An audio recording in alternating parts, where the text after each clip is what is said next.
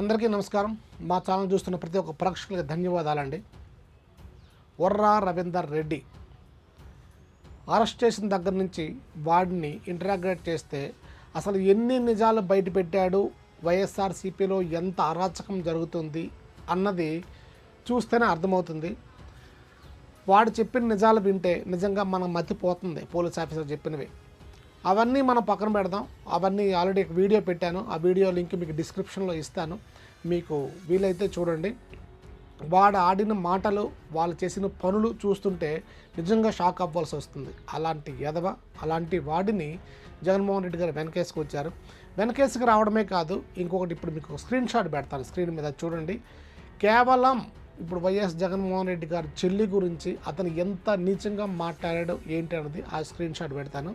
ఆ screen shot నేను చదువుతూ ఉంటాను. మీరు కూడా వింటూ ఉంటారు కాబట్టి సరిపోద్ది. ఆ స్క్రీన్ షాట్ పెట్టిన తర్వాత జగన్మోహన్ రెడ్డి గారు ఇలాంటి ఎదవని, ఇలాంటి లుచ్చా లంచనా కొడుకు అనుకోవచ్చు నిజం చెప్పాలంటే. ఎందుకంటే అలాంటి బూతులే అతను ఆ స్క్రీన్ షాట్లో వాడాడు షర్మిలా గారిని తిడుతున్నప్పుడు. ఇలాంటి వాడిని భారతీ గారికి పిఏగా పెట్టి, అంటే ఎదవలందరూ కలిపి ఒక చోటకు చేరి ఒక ఎదవ సామ్రాజ్యాన్ని సృష్టిద్దాం అనుకున్నట్టున్నారు. కానీ అనుకోని పరిస్థితుల్లో ఆంధ్రప్రదేశ్ జనాలు తెలివి మీరి జగన్మోహన్ రెడ్డిని ఇంటికి పంపించే పని చేశారు. అందువల్ల మన ఆంధ్రప్రదేశ్ ఒక రకంగా చూడాలంటే అలాంటి వారి చేతి నుంచి మంచి వారి చేతికే వెళ్ళిందని మనం అనుకోవచ్చు. ఆ స్క్రీన్ షాట్ ఏంటో ఇప్పుడు నేను చదువుతూ ఉంటాను, మీరు చూస్తూ ఉండండి.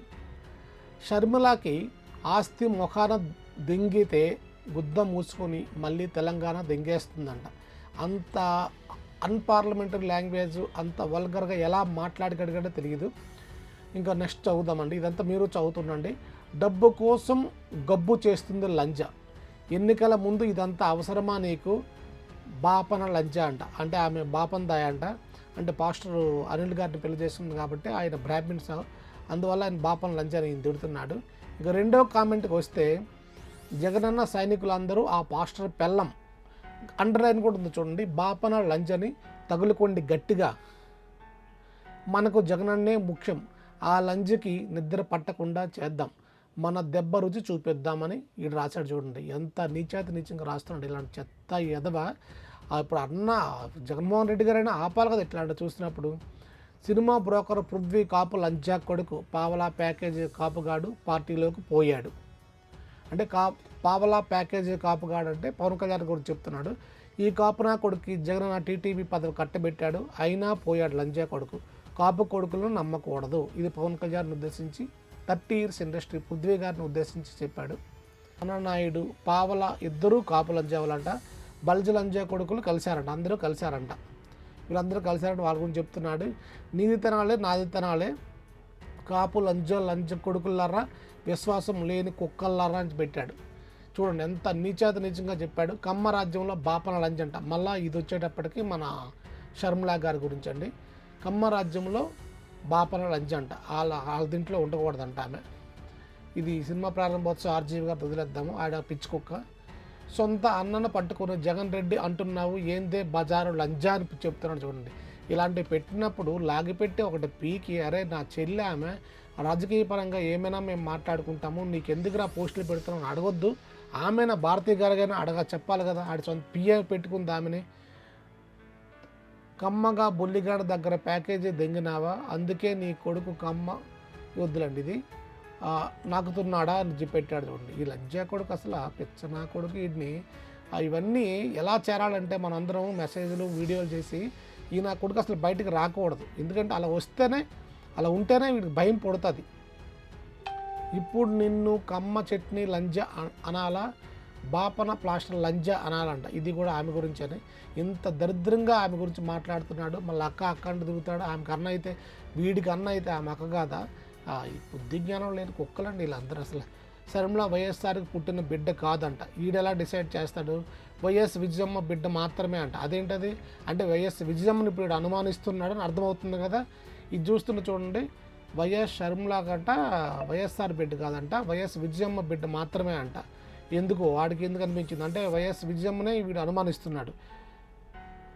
ఎవరితో పడుకుని కన్నావే విజయమ్మనే అడగండి చీ ఈ అమ్మ చెత్త ఎదవా. ఎవడరా నువ్వు అసలు, నీ అమ్మ నిన్ను ఎవడికి పుట్టిన దానికో ఇంతకాలం జగనన్న తన సొంత చెల్లెలాగా చూసుకున్నాడు. మా జగనన్న దేవుడో దెయ్యమో నీలాంటి ఎదవను ఉంచుకున్నాడు చూడు పక్కనే. అప్పుడు దేవుడో రాక్షసుడో అర్థమవుతుంది చేత ఎదవ.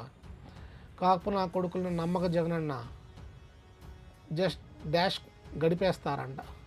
వంగవీటి రాధాగాడిని తోసి దెంగినట్టేనే కాపులందరినీ బయటకు తేసి దెంగండి. చూసారా, ఇదండి స్క్రీన్ షాట్. ఇది చదివిన తర్వాత మీకు ఏమనిపించింది, ఇలాంటి వాటిని ఏం చేయాలో మాకు ఒకసారి కామెంట్ రూపంలో చెప్పండి. చూసారు కదా ఈ స్క్రీన్ షాట్. ఈ స్క్రీన్ షాట్ చూసిన తర్వాత మీకు ఏమనిపిస్తుంది ఏంటి అన్నది చెప్తే, ఇలాంటి వాటిని ఏం చేయొచ్చు ఏంటన్నది కామెంట్లో పెట్టండి. అది ఎందుకంటే ఇలాంటి వాటిని మనం ఎంకరేజ్ చేసుకుంటూ పోతూ ఉంటే మన సొసైటీ, మన సమాజమే పాడైపోతుంది. మన ఇంట్లో ఆడపిల్లలకి భద్రత లేకుండా పోతుంది. ఇలాంటి నా కొడుకు ఏం చేస్తే బాగుంటుంది అన్నది మీరు కామెంట్ రూపంలో నాకు చెప్పండి. ఇవేంటంటే మాకేదో కామెంట్ రూపంలో వస్తుందని మీరు అనుకోవద్దండి. ఇలాంటివి ఎక్కువ మంది చదవడం వల్ల, ఎక్కువ మంది చూడడం వల్ల కొంతమంది భయపడతారు ఇలాంటివి చేయడానికి. అందుకోసమనే ఇలాంటివన్నీ ఈ వీడియోలు చేయడానికైనా కారణమైనా దేనికైనా సరే ఇలాంటి లుచ్చా నా కొడుకుని వదలకూడదు. అదే మా బాధ.